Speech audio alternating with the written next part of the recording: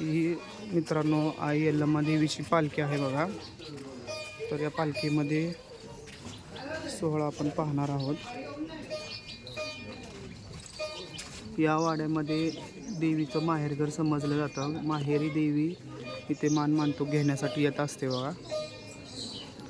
अशी देवीला पिवळ्या भंडाऱ्यानं सजवलेली आहे बघा। आणि हा देवीचा जग आहे, मानाचा जग।